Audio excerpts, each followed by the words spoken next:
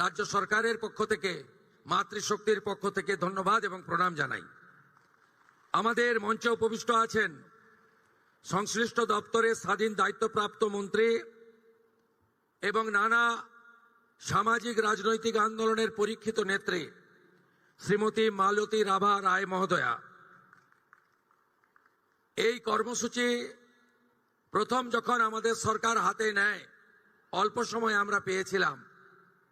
3রা June আমরা 27 লক্ষের কিছু বেশি অ্যাকাউন্টে 3000 টাকা করে পাঠিয়েছিলাম, ম্যানুয়ালি কিছু আবেদন সাথে নিয়ে, এবং অন্তর্দয় অন্নপূর্ণার যে আমাদের ডাটা ছিল, অর্থাৎ খাদ্য সরবরাহ দপ্তরের, তাকে বেস করে সেই সময় যিনি মন্ত্রী ছিলেন, আজকে ইউডিএমএ দপ্তরের মন্ত্রী, এই রাজ্যের নারী সুরক্ষা এবং নারী প্রগতি আন্দোলনের নেত্রী শ্রীমতী অগ্নিমিত্রা পাল মহোদয়া, তাকে ধন্যবাদ জ্ঞাপন করি।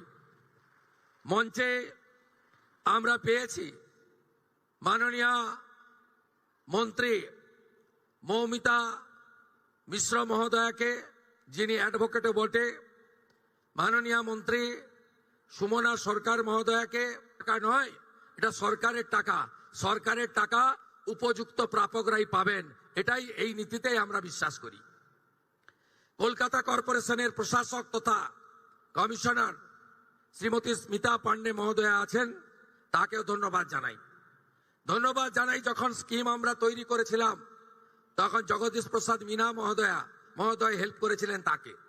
আর নেতাজি ইন্ডোর স্টেডিয়াম ব্যবহারের জন্য যিনি সুযোগ করে দিয়েছেন আমার sports minister MOS independent charge ভাই ডাক্তার ইন্দ্রনীল খানকে বিশেষভাবে ধন্যবাদ জানাই। আজকে চিকিৎসক দিবস, আজকে ডক্টর বিধানচন্দ্র রায় জন্ম এবং মৃত্যুদিন, তাই বিশেষ ধন্যবাদ। তাই আলাদা করে আমি ডক্টর ইন্দ্রনীল খানের নাম বললাম। আমাদের এই কর্মসূচিতে আজকে আমরা বিধায়কদের ডেকেছি। আমরা এ পক্ষ ওপক্ষ করিনি, সব বিধায়করা, মহিলা বিধায়কদের ডেকেছি, তারা এসেছেন। মঞ্চে স্থানের অভাব, তাই তাদের বিশেষভাবে আমরা বসিয়েছি। আমি সমস্ত দিদি বোন বিধায়কদের নমস্কার জানাই। আমাদের দেখতে পাচ্ছি আমি এখান থেকে আমাদের বেশ কয়েকজন প্রতিযোদ্ধা আমাদের দিদি বোনেরা এসেছেন, তারা আমন্ত্রিত হয়ে এসেছেন, তাদেরকেও বিশেষভাবে আমি মাতৃশক্তিকে বন্দন করি। আপনারা জানেন যে আপনাদের সরকার অনেকগুলো ইতিমধ্যে ব্যবস্থা গ্রহণ করেছে, নারী সশক্তিকরণ, নারী সুরক্ষা, নারী ক্ষমতায়ন, নারী শিক্ষা এবং মহিলাদের অধিকার সম্পূর্ণ করার জন্য। আপনি যদি দেখেন, মাত্র 1.5 মাস হওয়া এই সরকারের বয়স।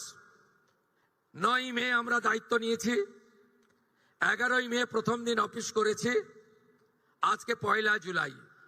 এখনো অফিস করার জন্য আরো 10 দিন হলে 2 মাস সম্পূর্ণ হবে। আমরা কি করেছি? আজকে আমরা 1,60,00,000 যে আবেদনকারী, তার মধ্যে 26 লক্ষ বাতিল হয়েছে ফর্ম। তারা ক্রাইটেরিয়া ফিল আপ করেননি। যে ক্রাইটেরিয়ার কথা মাননীয় মালতী দি একটু আগে বলেছেন, কারা কারা যোগ্য বিবেচিত হবেন না।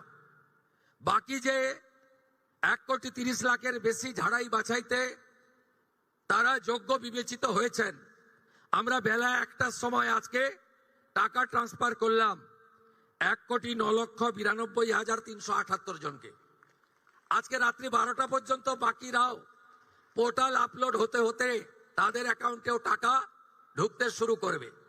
তারা যেন বলছিলেন না যে আগের সরকারের যে বরাদ্দ ছিল, এই সরকার বরাদ্দ মাত্র 1,000 কোটি টাকা বাড়িয়ে অর্ধেক বেনিফিশিয়ারি করে দিয়েছে। আমরা একটা বেনিফিশিয়ারিকেও বাদ দেব না। যারা আমরা বেনিফিশিয়ারি বলি না, আমরা বলি এটা আপনার অধিকার। আজকেই আমরা 1 কোটি, ইতিমধ্যে 1,10,00,000-এর অ্যাকাউন্টে ঢুকিয়েছি, যার মধ্যে আমাদের তফসিলি জাতি, শিডিউল কাস্ট মা বোন দিদি রয়েছেন 26,63,000 555 জন।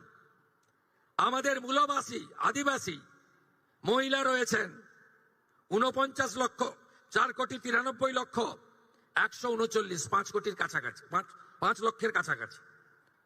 বেনিফিশিয়ারি ফ্রম হিল, পাহাড়ি এলাকা দার্জিলিং, কালিম্পং, কার্শিয়াং, ওখানকারও আমাদের নেপালি গোর্খা বোন এবং দিদি তারা ইতিমধ্যে অ্যাকাউন্টে পেয়ে গেছেন 1,22,628 জন।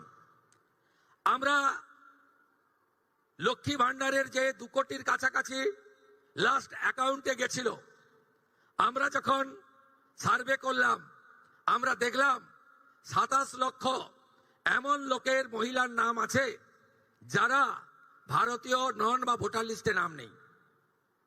এক্ষেত্রে কিভাবে মৃত ব্যক্তির নাম আছে, এখানে থাকে না এমন লোকের নাম আছে, 3 জায়গায় ভোটার লিস্টে নাম ছিল, 3 জায়গায় টাকা অ্যাকাউন্টে ঢুকছিল, এমন লোকের নাম আছে। আমরা এই লোকেদের নাম কার্ড কেটেছি, কারণ সরকারের টাকা ভারতীয় ছাড়া অন্য কেউ পেতে পারে না, কোনো অভারতীয় পেতে পারে না। আমরা এই ক্ষেত্রে ছাড় দিয়েছি। যারা বাংলাদেশ থেকে শরণার্থী হিসেবে এসেছেন, সিএএ আবেদন করেছেন, তাদের ক্ষেত্রে আমরা যতক্ষণ না সিএএ নিষ্পত্তি হচ্ছে তাদের এই সামাজিক ভাতা চালু থাকবে, আটকানো হবে না। শুধু তাই নয়, প্রশ্ন তুলতে পারেন এরা তো মূলত হিন্দু। আমরা সেক্ষেত্রে আমাদের লোক ধর্ম পালন করেছি। যারা ট্রাইব্যুনালে অ্যাডজুডিকেট হয়ে ট্রাইব্যুনালে আবেদন করেছিলেন তাদেরকেও আমরা যতক্ষণ না ট্রাইব্যুনালে তাদের বাতিল বলে ঘোষণা করছে তাদের এই ভাতা চালু রাখার সিদ্ধান্ত গ্রহণ করেছি। এতে কি কোথাও ভুল হয়েছে? আপনি ভারতীয়, দেশ আপনার প্রথম, আপনি সরকারি এক্সচেকারের টাকা, ট্যাক্সের টাকা কোনো ভারতীয়কে দিতে পারেন না। আপনি বলুন, আগের সরকার মহিলাদের জন্য চালু করেছিলেন 500-500-500। এই কর্মসূচির উদ্দেশ্য ছিল মহিলাদের অ্যাকাউন্টে যাওয়ার। আপনি অবাক হয়ে যাবেন, এই 2 কোটির মধ্যে 10 লক্ষ পুরুষ বেরিয়েছে। বলুন আমার মা বোনেরা, দিদিরা, লক্ষ্মীর ভান্ডারের নামের টাকা কি পুরুষের অ্যাকাউন্টে যাওয়া উচিত? তাই ছাড়াই বাছাইয়ের প্রয়োজন ছিল। সমালোচনা হয়েছে 12 পৃষ্ঠার ফর্ম, অ্যাকচুয়ালি 4টে পৃষ্ঠা ছাড়া ফিল আপ করা ছিল না। আর একবার আপনি ফিল আপ করে দিয়েছেন, একেবারে পোর্টালে আপলোড হয়ে গেছে। শুধু এই স্কিম নয়, ভারত সরকার, পশ্চিমবঙ্গ সরকারের আরো অসংখ্য স্কিমে আপনি সুযোগ পাবেন। আপনাকে আর দ্বিতীয়বার ফর্ম ফিল আপ করতে হবে না। তাই আপনারাও সহযোগিতা করেছেন, আমরাও আপনাদেরকে, আপনাদের ধৈর্যকে আমরা কুর্নিশ জানাই। আমরা 4 দিন ব্যাপী যে জনকল্যাণ শিবির করেছিলাম, এই জনকল্যাণ শিবিরে 8,15,000 দিদি এবং বোন অন্নপূর্ণা যোজনায় নাম নথিভুক্ত করেছিলেন।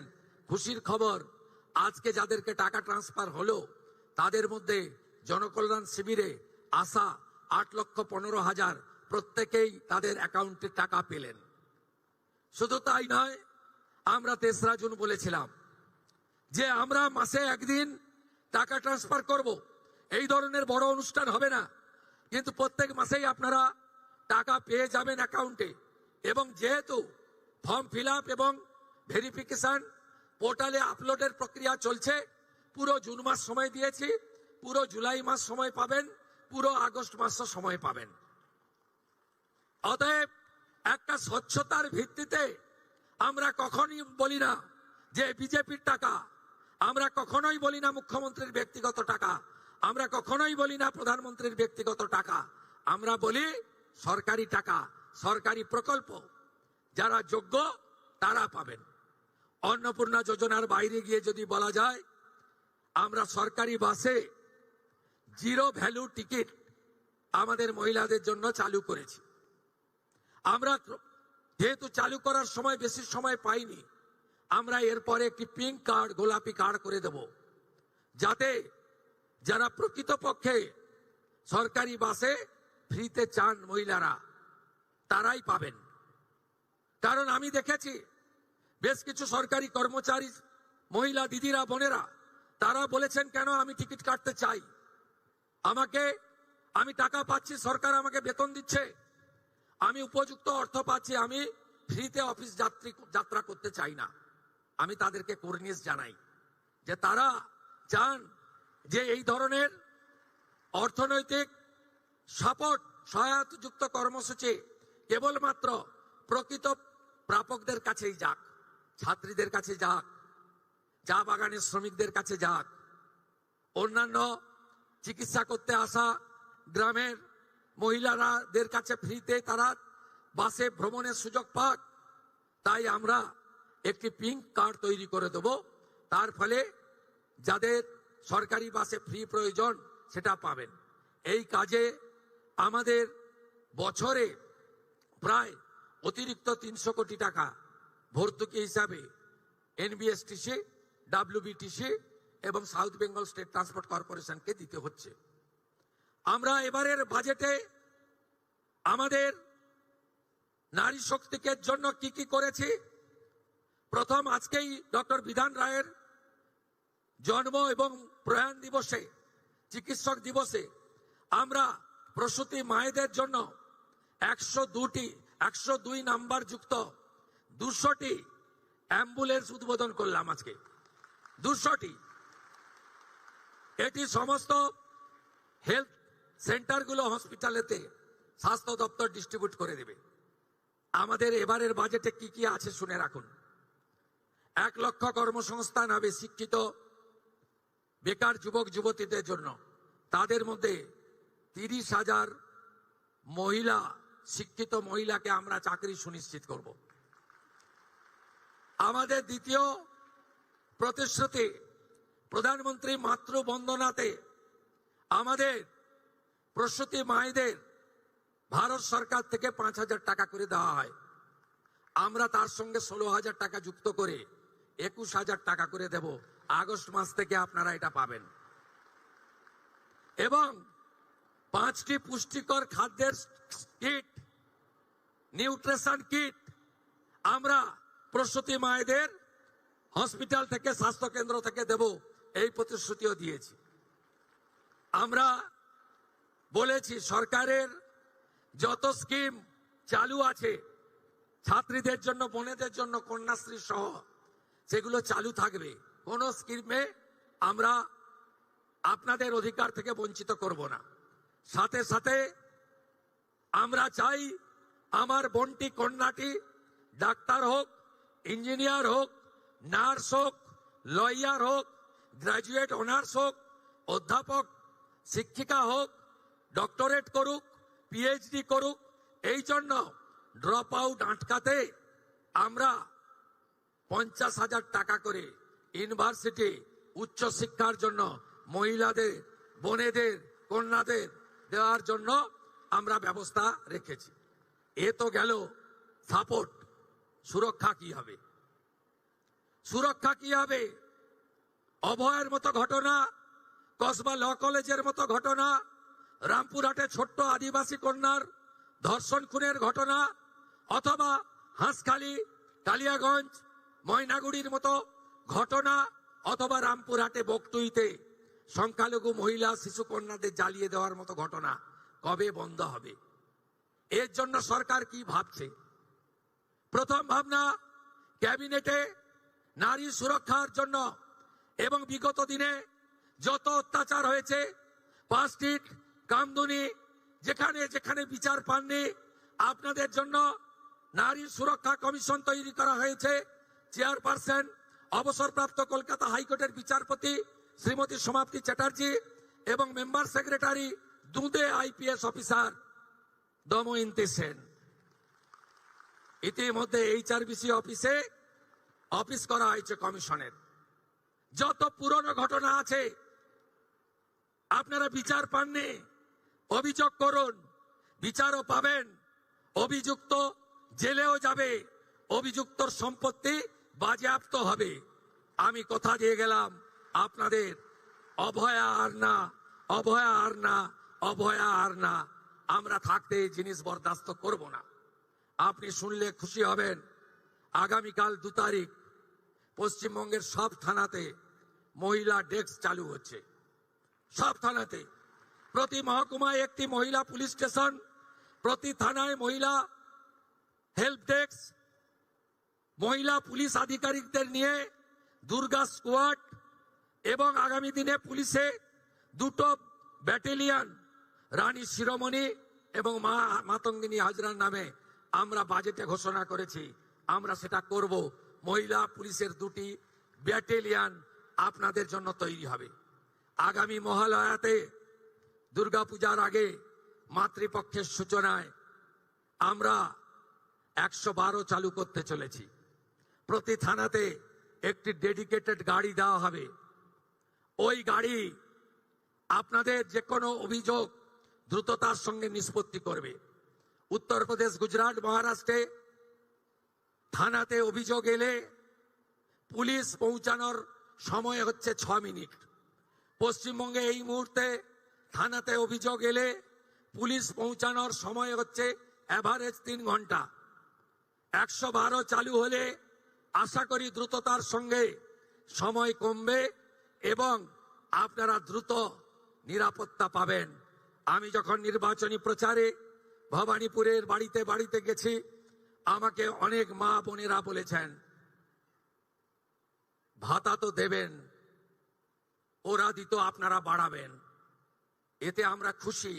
এর থেকেও বড় যেটা চাই জানেন, আমার মেয়েটি সন্ধ্যাবেলা বেরিয়ে যেন নিরাপত্তার সাথে সুরক্ষিত হয়ে বাড়ি ফিরতে পারে। নারী সুরক্ষার কথা বাড়িতে বাড়িতে বলেছেন, আমরা এটা দেব। এই সরকারে মহিলা প্রতিনিধিত্ব দেখুন। বারে বারে আমরা বলি, আপনাদের হাতে ক্ষমতা না দিলে কখনো সমাজ, কখনো দেশ, রাজ্য এগোতে পারে না। আমরা কেউ ভারতকে পিতা বলি না, ভারত মাতা বলি। আপনারা না থাকলে আমরা কেউ পৃথিবীর আলো দেখতে পেতাম না। তাই জয় ভবানী, আপনাদেরকে প্রণাম করি। আপনাদের সুরক্ষা, অধিকার এবং অর্থনৈতিক স্বনির্ভরতাই আপনাদের সরকারের লক্ষ্য।